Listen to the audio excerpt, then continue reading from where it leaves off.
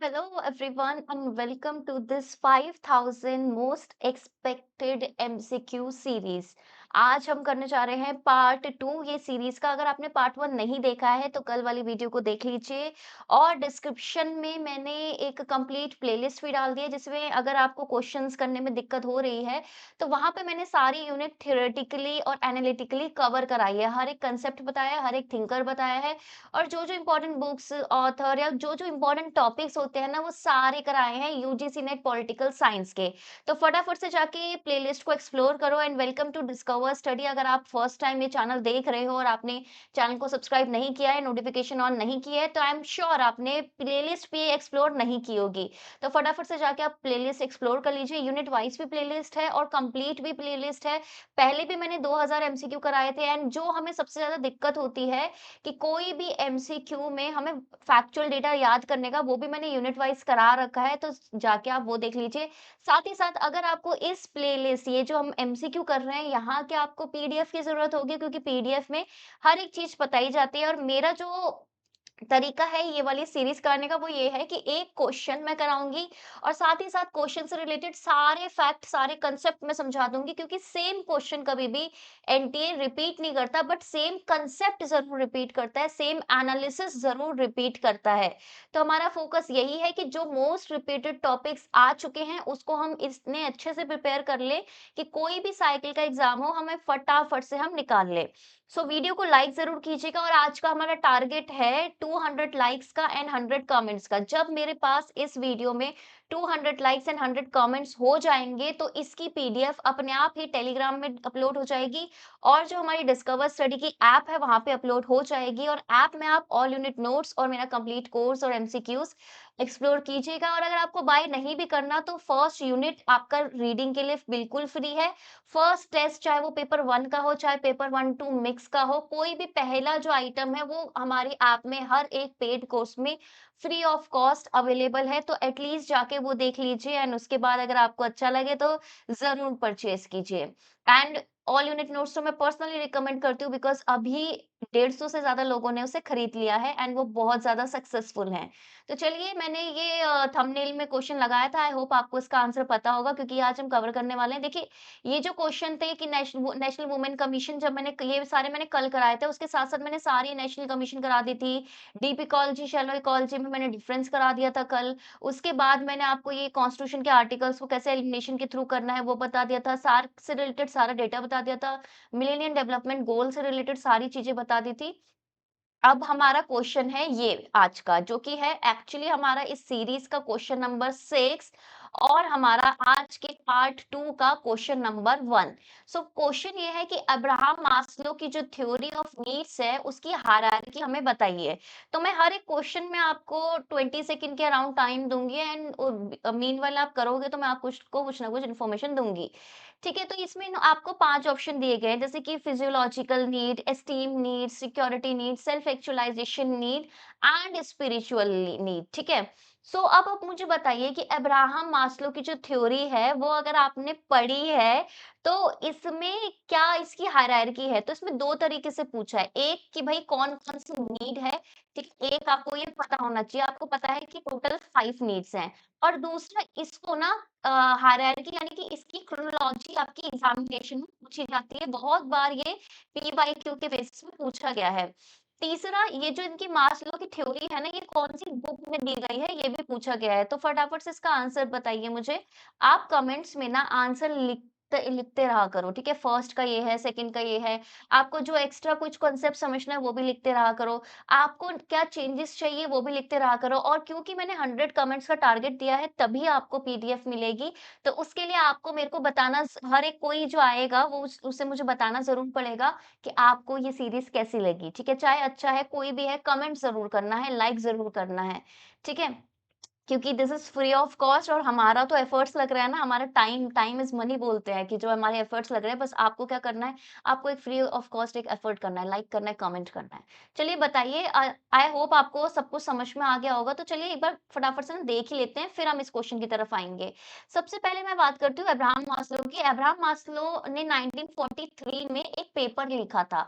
उस पेपर, तो बेसिकली ये बुक का नाम नहीं है, ये पेपर, सबसे पहले फर्स्ट उन्होंने ये पेपर लिखा। देन उनकी ये बुक आई है, ठीक है ना? फर्स्ट अच्छा आपको दिख नहीं रहा होगा। फर्स्ट इनका पेपर था a theory of human motivation, ठीक है? ये पेपर लिखा अपना रिसर्च पेपर जिसकी मैं बात कर रही हूँ, ठीक है? कोई और पेपर नहीं, ये रिसर्च पेपर लिखा जिसमें उन्होंने एक थ्योरी दी कि ह्यूमन मोटिवेशन कैसे मिलती है। अब देन वो थ्योरी को तकरीबन अगर मैं बात करूँ 10-11 साल के बाद उन्होंने बुक में कन्वर्ट किया। तो 1954 में उनकी एक बुक आई थी मोटिवेशन एंड पर्सनैलिटी, वहाँ पे इन्होंने ये पूरा ये जो पिरामिड है ना अपना जिसमें 5 नीड्स दे रखी है वो दिया है। सो आपको इस तरीके से भी क्वेश्चन आ सकता है कि कौन-सी बुक में प्रपोज़ किया, आपको मैच करने के लिए भी आ सकता है, आपको ये भी पूछा जा सकता है कि ये थ्योरी सबसे पहले कहाँ दी तो आप कोई रिसर्च पेपर लिखोगे। अब वो पिरामिड ना कुछ इस तरीके से आई होप आपको डिटेल ये जो मेरा काम है डिटेल में सब कुछ समझाना वो अच्छा लग रहा होगा। बताते रहना मुझे कैसा लग रहा है। तो पहला स्टेप है इसमें फिजियोलॉजिकल नीड कि भाई देखो फिजिकली हमें रहने के लिए सर्वाइव करने के लिए हमारी कुछ नीड्स होती है तो वो हमारी फर्स्ट प्रायोरिटी होती है जैसे हवा, पानी, खाना, रहने के लिए शेल्टर, सोना मतलब कपड़े, ठीक है, रिप्रोडक्शन, ठीक है, अपने जो पीढ़ियाँ हैं उसको आगे बढ़ाने के लिए, रिप्रोडक्शन सस्टेन करने के लिए। सेकंड है जब हमारे पास ये बेसिक नीड पूरी हो जाती है ना फिजियोलॉजिकल में ना कहीं आप देखोगे बेसिक नीड पे बहुत ज़्यादा फोकस था। कि यार देखो मेरी बेसिक नीड है मेरी रहने-वहने के लिए मेरे को ये बेसिक चीज़ें चाहिए तभी हम क्या कर पाएँगे, हम ज़िंदा रह पाएँगे। दूसरा क्या है सेफ्टी नीड्स में क्या है पहले तो मुझे पर्सनल सेफ्टी चाहिए, फिर मेरा अगर मेरी पर्सनल यानी कि कोई मुझे ऐसा नहीं कि कोई मेरे को मारे, कोई मेरे को पीटे, ऐसा वाला सिनेरियो हमें नहीं चाहिए। दूसरा मेरा एम्प्लॉयमेंट सिक्योर होनी चाहिए, जो रिसोर्सेज़ मुझे मिल रहे हैं जैसे कि हवा, पानी और उसके अलावा भी ज़मीन हो गया, फॉरेस्ट के रिसोर्सेज़ हो गए, उसमें कोई पार्शियलिटी नहीं होनी चाहिए, हेल्थ मेरी सही होनी चाहिए, प्रॉपर्टी मेरे पास होनी चाहिए, तो सेफ्टी को सेकंड प्रायोरिटी। थर्ड प्रायोरिटी ले लेते हैं कि जब हमारे पास सब कुछ हो जाता है ना, तो हमें क्या चाहिए कि हमें अपने लोग चाहिए होती है, एक फ्रेंडशिप चाहिए होती है, एक सोशल लाइफ चाहिए होता है, एक सेंस ऑफ कनेक्शन चाहिए होता है, तो लव एंड बिलॉन्गिंग उन्होंने थर्ड नीड में रखा। अब जब हमारे पास परिवार, दोस्त, ठीक है, भाई-बंधु, ठीक है, इस तरीके के लोग हो जाते हैं, फिर हम सोचते हैं यार कुछ करना चाहिए। एस्टीम यानी कि अब हमें ना समाज में रिस्पेक्ट चाहिए कि जो हमारे ये लोग हैं, ये सब हैं, ये हमारी रिस्पेक्ट करें, हमारी स्किल के बेसिस पे। सेल्फ एस्टीम है कि हमारे खुद के हुनर के बेसिस पे, टैलेंट के बेसिस में, कुछ अचीवमेंट के बेसिस पे एक स्टेटस मिले, रिकॉग्निशन मिले, स्ट्रेंथ मिले, फ्रीडम मिले। जैसे आप भी प्रिपरेशन कर रहे हो रिसर्च जेआरएफ निकालोगे फाइनेंशियल इंडिपेंडेंस मिलेगी।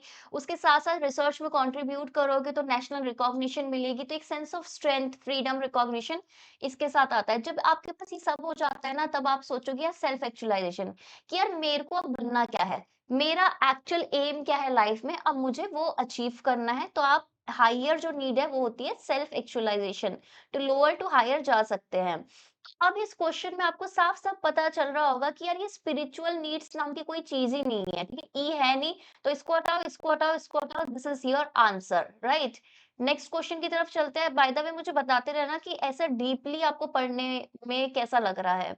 तो क्वेश्चन बहुत ही सिंपल है बट एक्सप्लेनेशन बहुत ही अमेजिंग है इसकी कि जो जीवी की राव कमिटी आई थी, ठीक है? वाज़ अपॉइंटेड बाय ठीक है? ये अपॉइंट की गई थी किसके द्वारा? प्लानिंग कमीशन के द्वारा अपॉइंट की गई थी, ये ध्यान रखना। क्या करने के लिए? रिव्यू करने के लिए existing administrative arrangement for the rural development. तो ये कौन से ईयर में ये चीज़ हुई थी? 85 में, 83 में, 81 में या 79 में? अब जब तक आप बता रहे हो मैं थोड़ा और डिटेल पूर बताती हूँ आपको। देखिए जो भी पंचायत से रिलेटेड कमिटीज़ होती है ना पीआरआई से रिलेटेड जो कमिटीज़ होती है, पीआरआई ठीक है? इस ये एग्ज़ाम में आती है। इसमें क्या-क्या पूछे जाते हैं, ईयर पूछा जाता है, ठीक है? ये पूछा जाता है कि इसका एम या ऑब्जेक्टिव क्या था, ये पूछा जाता है और इसकी रिकमेंडेशंस पूछी जाती है, ठीक है? तो ये सारा मैंने सब कुछ कवर किया है इसकी एक्सप्लेनेशन में। ये 3 चीज़ें पूछी ही पूछी जाती है। फर्दर अगर बहुत सारी कमिटी है, अगर मेरे पास मल्टीपल कमिटी है, तो उसको पूछा जाता है कि प्लीज़ क्रोनोलॉजी में आप लगाइए, ठीक है? और ये पूछा जाएगा कि जैसे इसमें कि किस पर्पज़ के लिए आई, ठीक है? इसका पर्पज़ यानी कि एम क्या था, ये इस हिसाब से पूछा जाता है, जो कि मोस्ट फेमस क्वेश्चन है। तो एक क्वेश्चन के ज़रिए मैंने आपको बता दिया कि क्या-क्या चीज़ें इसमें आई है।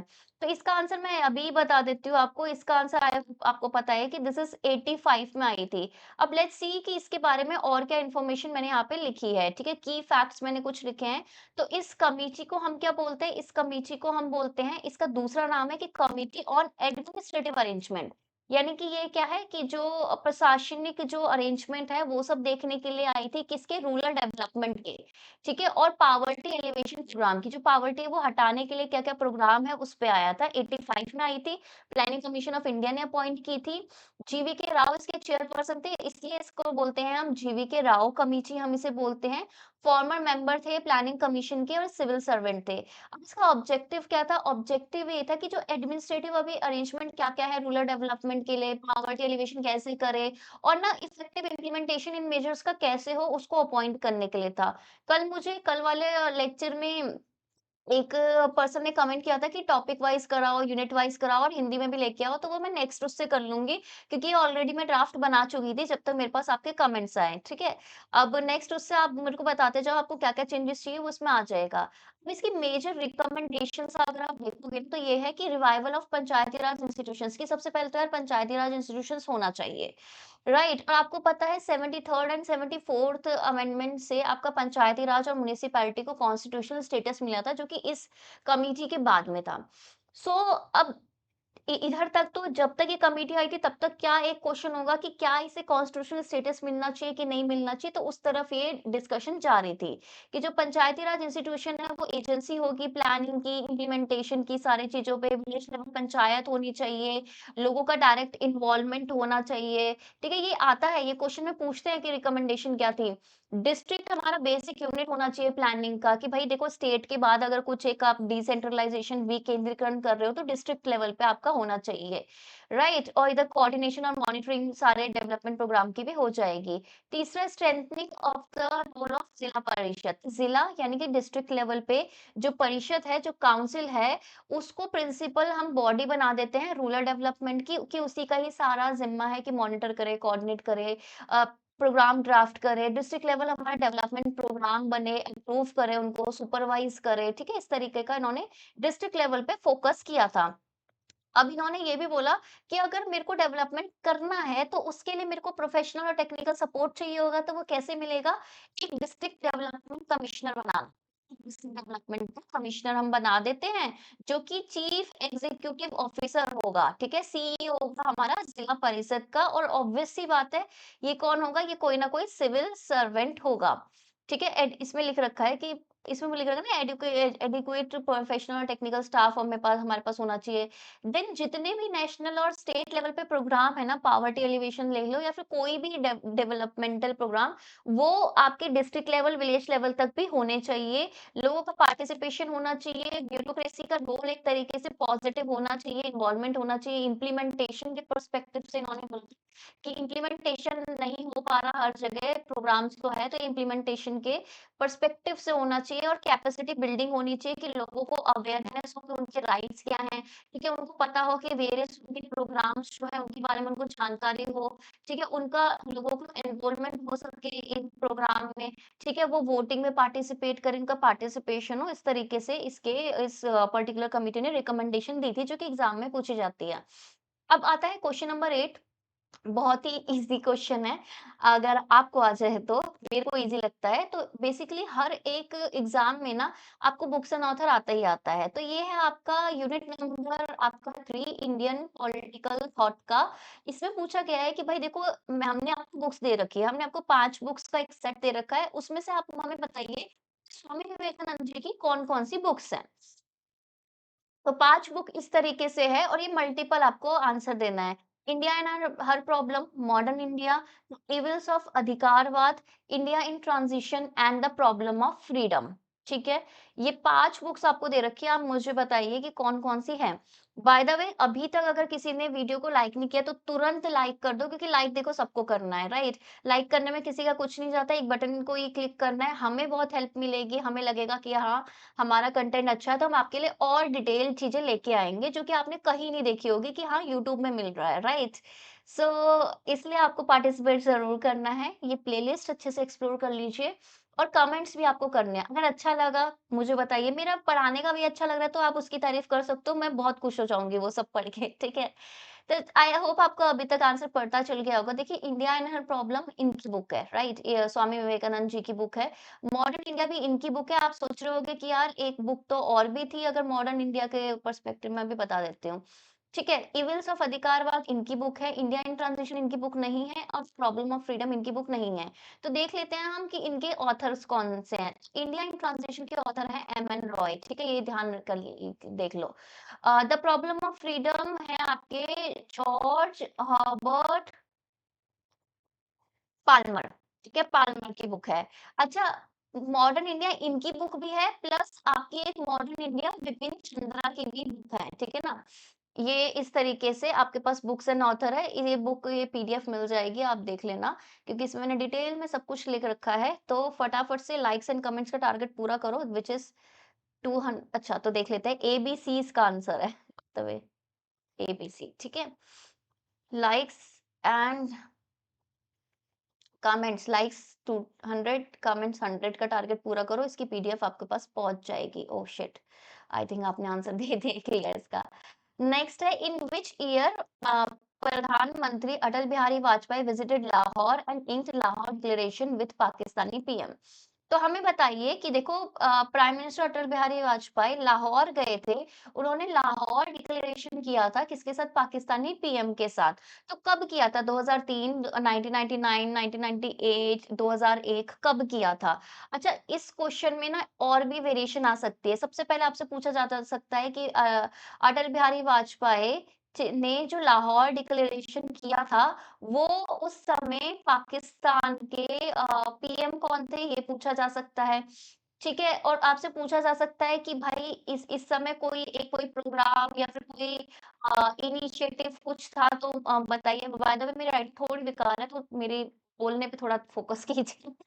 ठीक है, ये पूछा जा सकता है। तो इसका आंसर मैं बता देती हूँ आपको, इसका आंसर 1999। आप सभी को पता है कि कारगिल के टाइम पे ये चीज़ हुई थी। तो हुआ क्या था, देखिए यहाँ पे मैंने लिखा है कि जो लाहौर डिक्लेरेशन है ना, एक सेकंड, ओहो! लाहौर डिक्लेरेशन 21 फरवरी 1999 को साइन हुआ। आजकल ना फुल डेट पूछते हैं। देखो, पहले होता था कि सिर्फ ईयर पूछ लेते थे, ठीक है? पहले ईयर पे फोकस करते थे, आजकल होता है कि नहीं, हमें फुल डेट बताओ। ठीक है? तो लाहौर गए थे, पाकिस्तान गए थे, किस-किस बीच के बीच में ये लाहौर डिक्लेरेशन साइन हुई है? एक तरफ थे अटल बिहारी वाजपेयी, जो कि इंडिया को रिप्रेजेंट कर रहे थे, इंडियन प्राइम मिनिस्टर, दूसरी तरफ थे नवाज शरीफ उस समय।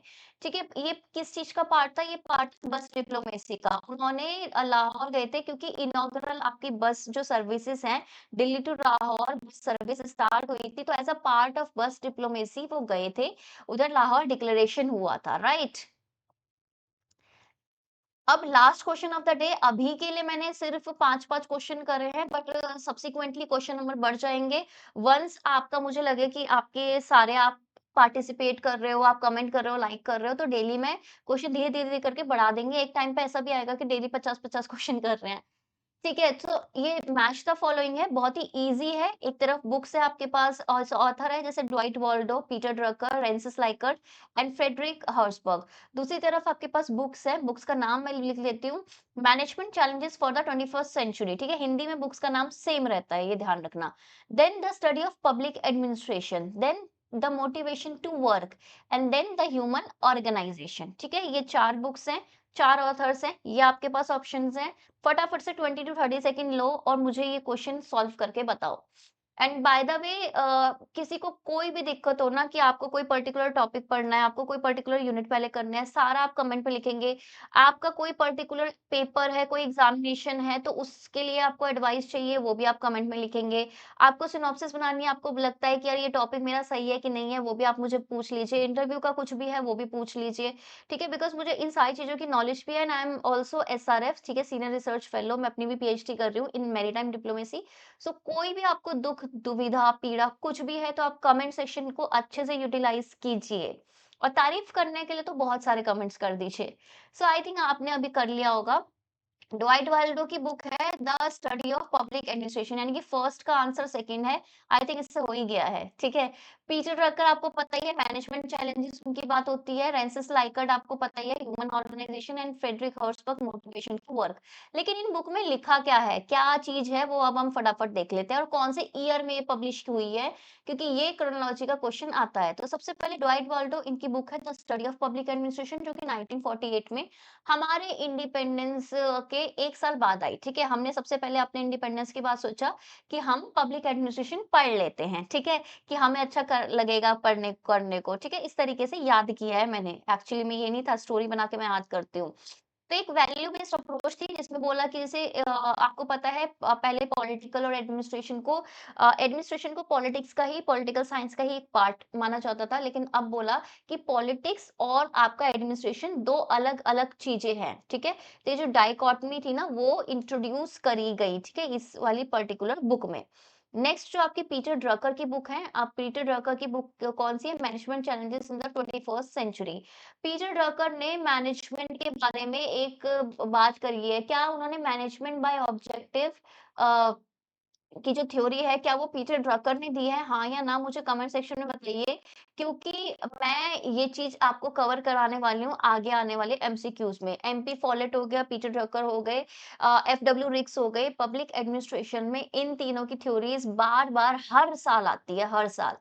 तीसरा है रेंसिस लाइकर्ट, लाइकर्ट का है द ह्यूमन ऑर्गेनाइजेशन। इस पर्टिकुलर बुक में उन्होंने 4 मैनेजमेंट सिस्टम की बात करी है अपने पार्टिसिपेटिव आपको पता है टीम वर्क वगैरह ये सा जितनी भी थ्योरीज़ है ना आपके पब्लिक एडमिनिस्ट्रेशन की, वो हम अलग से करने वाले हैं, बट फिलहाल मैं आपको सिर्फ इतना बता रही हूँ कि इस बुक में क्या है। फिर फ्रेडरिक हर्सबर्ग आपको पता है टू फैक्टर थ्योरी है हर्सबर्ग की, तो two factor theory of motivation है ना, तो द मोटिवेशन टू वर्क इस वाली पर्टिकुलर बुक में लिख गई है। जिसमें वो बात करते हैं hygiene factor and motivation factors के बारे में। और जब एक्सक्लूसिवली ये वाले कोई पर्टिकुलर टॉपिक का मैं कराऊंगी ना आपको, तब मैं एक एक थ्योरी डिटेल में एक्सप्लेन करूंगी, ठीक है? So that's it for the day. आज हम ये 5 क्वेश्चन किए, आई होप आपको ने ये कर लिया होगा, कल वाला भी देख लेना। मैं हर एक जो हमारा सेशंस हैं उसमें हर एक सेशन में मैं लिख रही हूँ कि part 1, part 2, part 3 so that आपको ईज़ी पड़े।